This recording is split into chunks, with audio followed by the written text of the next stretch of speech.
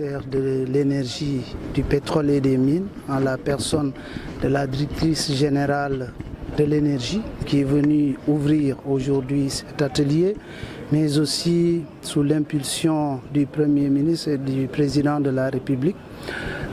Cet atelier est la restitution d'une étude sur les déchets solaires, c'est-à-dire les déchets qui sont issus très souvent de ce qu'on appelle les énergies renouvelables, mais particulièrement le solaire photovoltaïque. Donc l'ANER, dans sa vision, nous avons remarqué qu'aujourd'hui, le solaire, particulièrement le solaire photovoltaïque, est une ressource énergétique qui attire beaucoup, qui fait qu'il y a beaucoup d'implantations qui se font.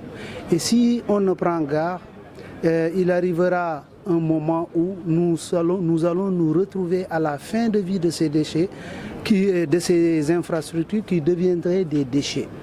Alors l'idée de l'ANER, c'est de prendre les devants pour préserver l'environnement, pour assurer la sécurité des personnes et des biens concernant ces composantes qui pouvaient devenir des déchets dangereux pour les personnes, mais aussi pour les biens. Donc nous voulons prendre le devant comment? En faisant seulement une étude d'impact, une étude de la quantité de déchets qui est prévisible d'ici 10 ans. Ça va nous permettre de savoir est-ce qu'il est temps de mettre en place des industries qui sont capables de réutiliser, qui sont capables de recycler, mais qui sont capables aussi d'atténuer l'impact de ces déchets-là sur l'environnement. Voilà tout l'intérêt de cette étude-là, grâce au soutien bien sûr de la coopération belge avec Enabel, comme l'a dit tout à l'heure la directrice générale de l'énergie, mais aussi avec un cabinet d'experts qui est très connu dans ce domaine-là, à savoir CETI.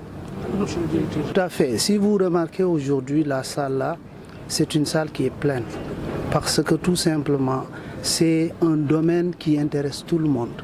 Nous avons vu beaucoup d'acteurs présents aujourd'hui. Pourquoi? Parce que se sont dit que c'est le moment de réfléchir et de dire ce qu'il faut faire. Comment faire pour éviter demain que le Sénégal soit une poubelle du monde en termes de déchets électroniques.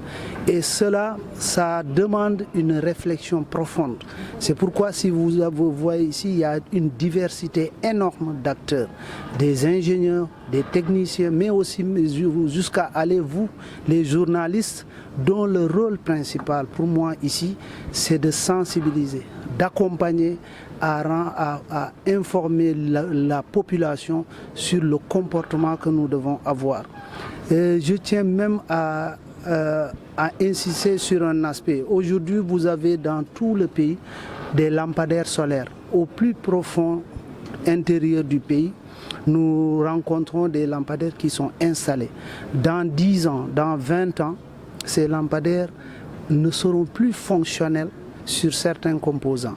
Il devient important de savoir comment les utiliser, comment les recycler, mais aussi comment les remplacer. Et ça, c'est des décisions qui demandent à être prises. Mais ces décisions ne peuvent être prises tant qu'on n'a pas un cadre réglementaire. Et c'est souvent le défaut au Sénégal. Nous avons un problème de réglementation. Les gens souvent attendent jusqu'à ce que les problèmes se présentent pour essayer de corriger.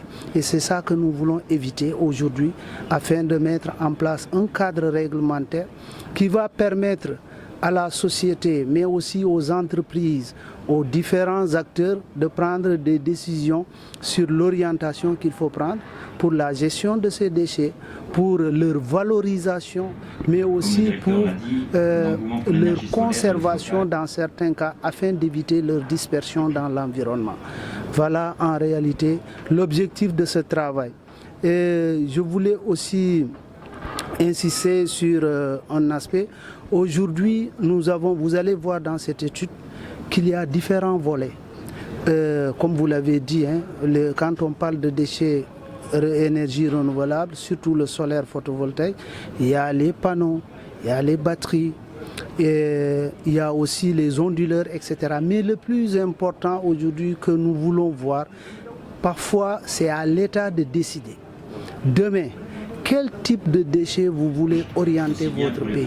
Est-ce que nous voulons que notre pays soit des déchets avec des batteries à plomb?